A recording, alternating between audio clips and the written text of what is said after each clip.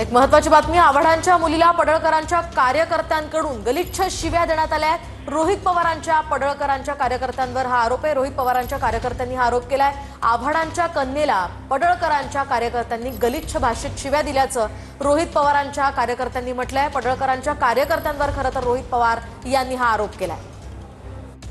आव्हाडच्या मुलीबद्दल अतिशय खालच्या लेवलला जाऊन तुम्ही बोलत असाल, जितेंद्र आव्हाडांच्या आई बहिणी तुम्ही काढत असाल, जर तुम्ही त्यांना मर्डर करण्याचं तिथं म्हणत असाल, त्यामुळे या नवीन आखाचे जे कार्यकर्ते आहेत त्यांची लेवल तुम्ही समजून घ्या। खरं तर आव्हाड साहेबांना जी धमकी मोबाईलच्या माध्यमातून SMS आणि व्हॉट्सअपवर आली होती, त्याचा धंदा काय आहे तर गांजा विकतो।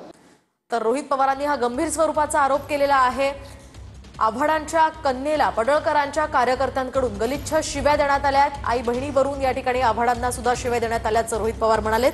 खळबळजनक असा आरोप त्यांनी या ठिकाणी केलेला आहे। न्यू अक्का इन मेकिंग असं पोस्टर हातात घेऊन ते या ठिकाणी उभे आहेत।